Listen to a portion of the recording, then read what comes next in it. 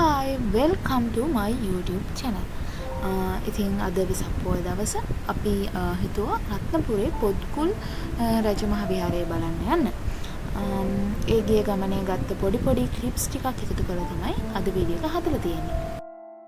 රත්නපුර ඇලපාත පලාවල පාරේ කිලෝමීටර් 4ක් විතර දුර ගියාම හම්බෙනවා කොටා මුල්ල හන්දිය කියලා තැනක්. එතනින් කිලෝමීටර් 1ක් වගේ දුරක් හැරිලා යන්න ඕනේ පන්සලට යන්න. ඉතින් මේ යන පාර හරිම ලස්සන පාරක්. මෙන්න මෙතන කොටාමුල්ල හන්දියෙන් හැරිලා පහළට තියෙන පාරේ යන්න තියෙන්නේ. මේ ගම මෙදින් ගියාට පස්සේ පන්සලට යන්න පුළුවන්.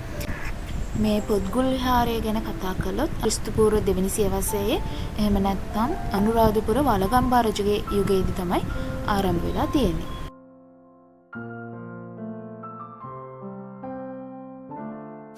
පොත්ගුල් විහාරයට යන්න මෙතන ඉඳලා ගල්පඩි 460ක් නගින්න ඕනි. වලගම්බා රජුරෝ දෙවෙනි පාරටත් සොළීන්ගෙන් පැරදිලා රජරට අත්හැරලා කුෂික්කල තිස්ස මහරහතන් වහන්සේ එක්ක සේනා සංවිධානය කළා රහසිගතව ඉන්න මේ ගල් ගුහාව වෙත ඇවිල්ලා තියෙනවා. වලගම්බා රජුරුවන්ගේ අනුග්‍රහයෙන් තිබුණු මාතලේ අලුලෙනේ සිව්වෙනි ධර්ම සංගායනාවේදී තමයි ලංකාවේ පළවෙනි වරට ධර්ම ග්‍රන්ථයන් ලියන්න පටන් අරන් ඒ කාලේ මේ පැත්තේ තල්ගස් ගොඩක් තිබිලා තියෙනවා. ඒ හින්දා ඒ පොත් හදන්න ඕනි තල්කොළ කපලා තම්බලා මැදලා පොත් බැඳලා මේ ගුහාවේ තැන්පත් කරපු හින්දා පොත් ගල කියලා කියනවා. පස්සේ කාලෙකදී පොත් ගුල විදිහට නම් වෙලා තියෙනවා.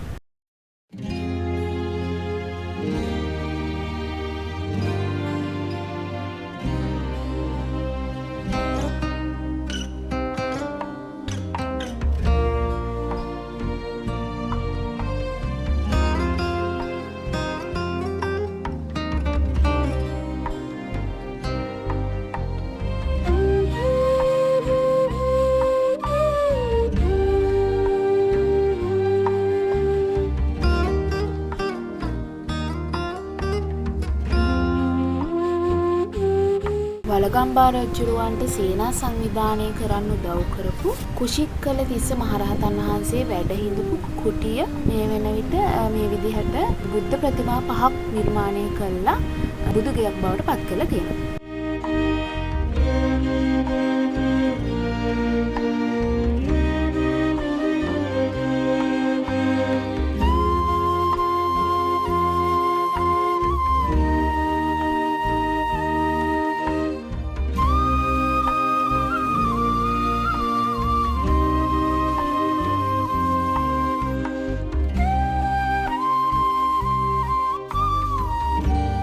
බුදුගෙට ඇතුළු වෙද්දී සුමන සමන් දෙවියන්ගේ සහ විෂ්ණු දෙවියන්ගේ දේව ප්‍රතිමා දෙකක් බලා ගන්න පුළුවන්.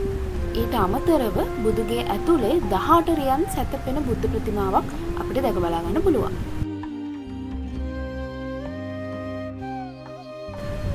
මෙතනින් ඇතුළට ගියහම අපිට දැක බලා ගන්න පුළුවන් වලගම්බා රජුරෝ සැඟවිලා ඉන්න පාවිච්චි කරපු උමග.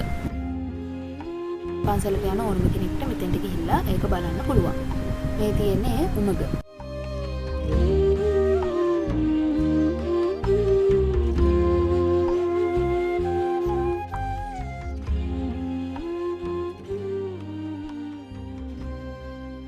ජනප්‍රවාදී කතාවක් තියෙනවා සමන් දේවාලයේ ජල උල්පතක් පොත්ගුල් විහාරයේ ජල උල්පතක් එක්ක සම්බන්ධ වෙලා තියෙනවා කියලා. සරලව කිව්වොත් සමන් දේවාලයේ ඒ උල්පතට මලක් දැම්මොත් ඒක නැවත මතුවෙන්නේ පොත්ගුල් විහාරයෙන් කියලා.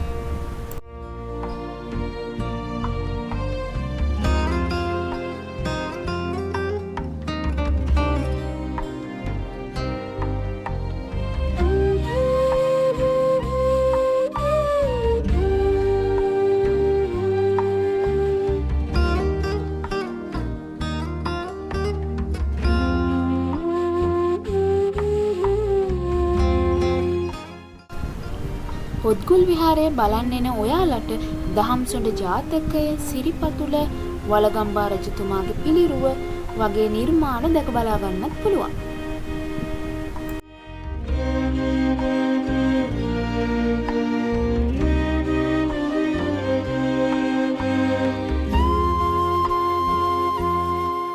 අද වීඩියෝ එක මෙතනින් ඉවර කරනවා.